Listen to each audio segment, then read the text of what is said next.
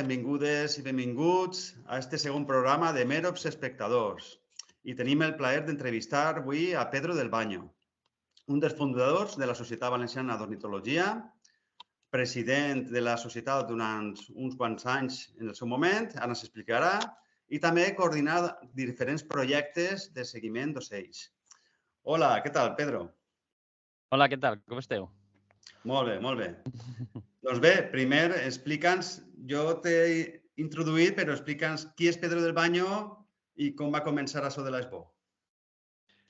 Pues, l'Expo va iniciar ja en el 1994, farà en pocs mesos 30 anys de la seva fundació i uns pocs mesos després de la seva fundació jo em vaig unir a l'associació i des d'entonces fins ara estic dins de l'organització. Durant 6 anys vaig ser el president, de 2006 fins al 2012, i com tu has dit, estic coordinant alguns dels projectes que es porta dins de l'associació. Doncs, de què projectes estem parlant? En principi, ara porten 2. Estic el coordinador del cens de l'arpejor de marjal a les zones humides de la Comunitat Valenciana. En un principi ja porten 20 anys fent el cens. I, per altra banda, el seguiment de la migració postnupcial d'aus rapinyaires a tota la Comunitat Valenciana. És un projecte que està fet per l'ESBO en col·laboració també en el grup AU d'Ornitologia. Molt bé. I què llocs més o menys són els que... Hi ha alguns punts fixes on es fa el seguiment? És un seguiment que ja porta 10 anys a tota la Comunitat Valenciana. N'hi ha punts que continuen en aquests 10 anys, altres punts que han deixat de fer-se i altres que han aparegut. Estan en les 3 províncies, Castelló, València, Alacant. Per exemple, en la província de València hi ha un que és en el Cerro Carpio, que està en Sinarcas, un altre en Aras de los Olmos, altres en el Garbí o Cullera, per exemple. I la metodologia el que fem és durant 2 mesos pràcticament, poquet més de 2 mesos, final d'agost, tot setembre i tot octubre, una eixida setmanal. I en aquesta eixida setmanal anotem totes les aus rapinyaires que nosaltres estem observant en la seva migració. Molt bé. I conta'ns un poquet dels inicis de l'ESBO. Com va ser això? Sobretot perquè l'ornitologia valenciana estava centrada principalment en la vorera de la mar, en la costa. Estava SEO BirdLife, la delegació valenciana, però sobretot estava més centrada, sobretot en el Parc Natural de l'Albufera i la zona costera, però a l'interior és que no es feia res.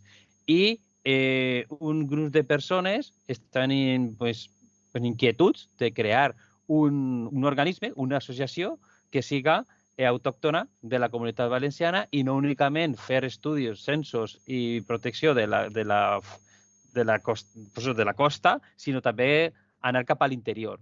Entonces, en 1994 es va crear l'ESBO. Molt bé. I, de fet, el pròxim any complirà 30 anys. Sí, es va crear un grup de persones el 1994.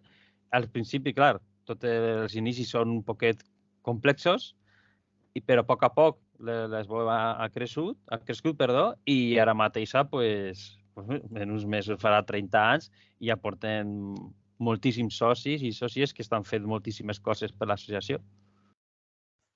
Molt bé. I com va començar en tu l'afició per l'ornitologia? Des de molt xicotet. A mi de molt xicotet sempre m'agradaven tots els animals en general, tots, ja siguin invertebrats, vertebrats, però sí que és de veres que de tots els animals les aus eren els que més inquietuds jo tenia. Quan jo era xicotet, clar, no tenien tantes ferramentes com ara, no tenim tant accés a internet, ni mòbil, ni dispositius, ni res de res. Anaves al camp i escoltaves un soroll i ja t'apanyaves per a buscar la teva informació i sempre m'agradava moltíssim. Però és una cosa curiosa que jo, però jo de molt xicotet ja m'agradava, però no trobava a ningú que li agradara com a mi. Ningú friqui, ni en primària, ni en l'institut. I va ser quan vaig arribar a la facultat de Biologia, quan vaig trobar que n'hi havia gent com jo.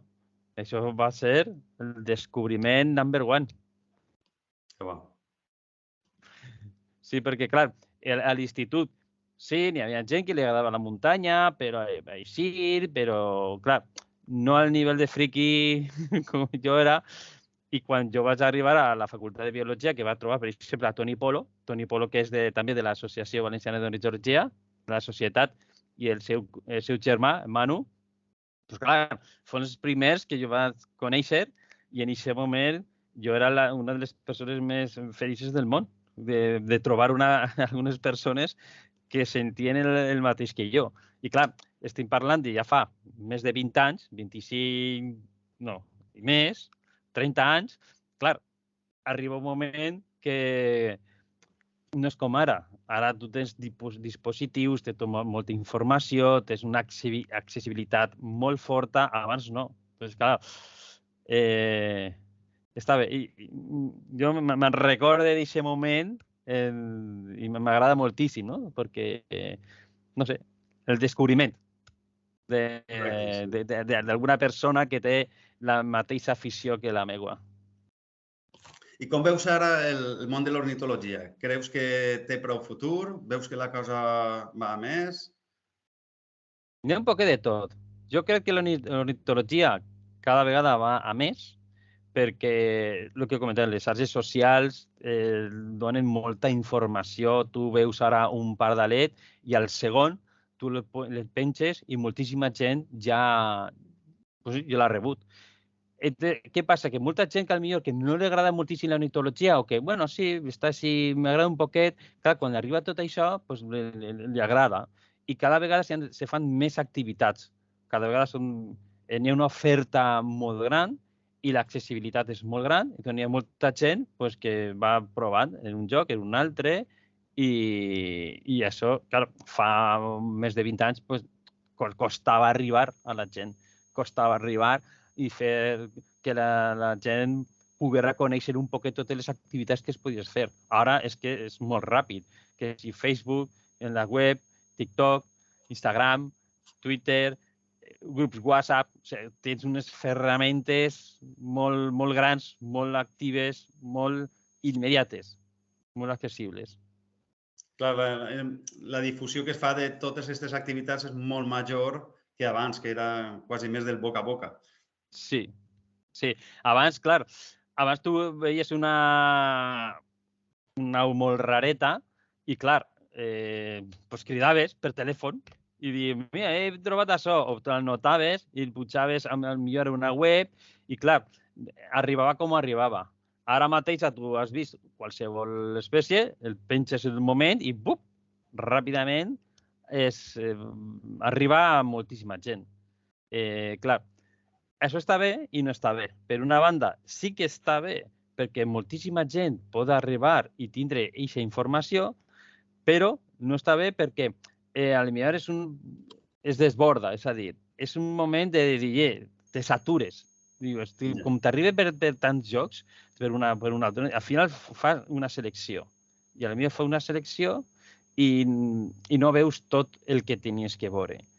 Per exemple, si fan moltes activitats, abans tu feies una activitat i t'arribava a les persones que estaven interessades. Per si ara n'hi ha moltíssima gent, moltíssims grups, moltíssimes associacions que fan una oferta d'activitats molt gran, que arriba a molta gent i té una opció tan gran i tan variada que al final és un poquet de saturació. Ja. Fan moltíssimes activitats. Per tractar també temes, has comentat que estàs coordinant diferents projectes i hauràs vist evolucions de poblacions i de migracions d'ocells. Heu notat vosaltres, el vostre equip d'estudi d'investigació, la influència del canvi climàtic en els últims anys respecte a les migracions dels ocells? Portem 10 anys. Doncs en 10 anys, més o més, ja tenim que tindre més anys per a obtindre més resultats i més informació, però sí que és de veres que, per exemple, el xoriguer, el cernícalo, el falcotinunculus, pues cada vegada n'hi ha més exemplars i es queden així. És a dir, no creuen l'estret de Gibraltar i molts venen així. O les àguiles calçades, moltes àguiles calçades que fa moltíssims anys, al igual que les cigonyes, sí que creuaven l'estret de Gibraltar i se n'anaven cap a Àfrica. La majoria sí que ho fan, però cada vegada s'està veient que l'àguila calçada es queda a passar l'hivern hacia Espanya. Per exemple, el Parc Natural de l'Albufera és un exemple, que n'hi ha, pots tindre 8-10 exemplars perfectament durant tot l'hivern passat així. Però és que a la resta de les zones humides de la Comunitat Valenciana i d'Espanya està ocorrent. Al igual que les cigonyes. Cada vegada són més exemplars de cigonyes els que queden a passar l'hivern així a Espanya. Clar, és que és un gast molt gran creuar l'estret de Gibraltar i si tenen així l'aliment suficient i els hiverns que tenim així, que és de risa, perquè no fa fred, pues ja s'estan quedant així. Està clar. I pel que fa a les administracions i les polítiques mediambientals, quina opinió tens? Que creus que està fent-se el correcte? Ara estem en un moment de transició. Ara, si tant a la comunitat valenciana, sobretot a la comunitat valenciana, bueno, és difícil. Han arribat fa molt poquet, però no té bona pinta. No té bona pinta perquè ja se sap que l'equip que ha arribat ara, pues el tema del medi ambient és secundari. Hi ha altres equips de govern pues, que tenen una millor predisposició, però en este pues no. Entonces, un dels problemes és que volen altra vegada legalitzar el parany. El parany és un sistema de cacera no selectiva que és il·legal per la Unió Europea, està il·legalitzada i que volen tornar a legalitzar aquest sistema. Entonces, no sé, tenim 4 anys, jo crec que difícils. Sí, està la coseta complicadeta. I aleshores, la Societat Valenciana d'Ornitologia, quin paper juga? Així, un dels objectius principals de la Societat Valenciana d'Ornitologia és la divulgació, la conservació i també la presentació d'al·legacions d'aquests projectes. Per exemple, si es presenten projectes que sí que van a afectar directament al medi natural, des de l'ESBO sí que es presenten al·legacions. Ja fet, durant tots aquests anys hem presentat una muntonada d'al·legacions per donar una veu de gent experta, de gent que sap de la cosa i per a veure si es poden fer alguna cosa. Sí que és de veres que n'hi ha un poc de tot. És a dir, és una associació, la gent treballem, som voluntaris i fem el que puguem. A vegades n'hi ha un equip que treballa en una zona determinada. Per exemple, si n'hi ha algunes accions en la zona de l'interior de Requena Utiel, n'hi ha un grup de gent que treballa en aquesta part. Si és més d'una altra, la costera, un altre lloc, també. Però se fa el que podem, perquè, clar, és una associació. Està clar. Entre tots es fa tot. L'associació de voluntaris. Molt bé. I res, a la gent que es puga veure o escoltar que no s'ha introduït en aquest món, els animaries a introduir-se? S'aconsellaries l'ornitologia o aquesta afició? Per quins motius?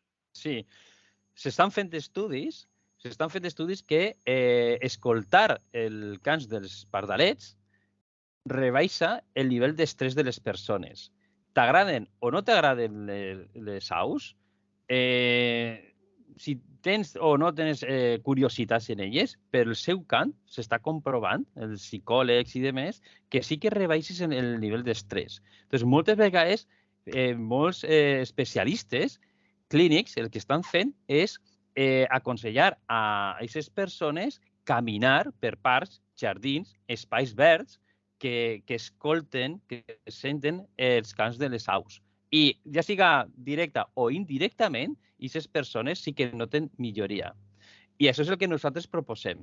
Sempre és donar a veure, donar a conèixer la importància de les aus. No únicament el nivell friqui d'anar als prismàtics a veure quina espècie, no. Simplement sentir, simplement donar una volteta i escoltar el que t'estan envoltant. Perquè no únicament tenim teuladins o tenim coloms, tenim una àmplia gamma d'espècies, no simplement als parcs i jardins.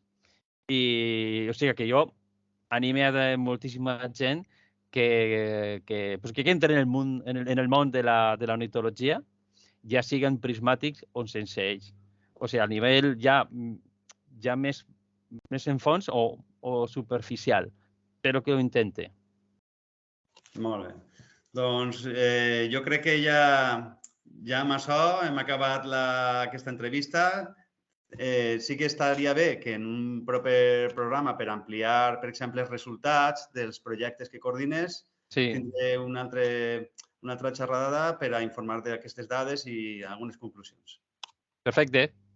Doncs moltíssimes gràcies, Pedro del Baño, un plaer i fins pronte. I recordar als nostres oients i televidents que aquest programa es penjarà en YouTube, també es posarà en format de podcast en Spotify i en iVoox. Una abraçada a totes i tots. Molt bé, vinga, adéu. Fins pronte. Adéu, adéu.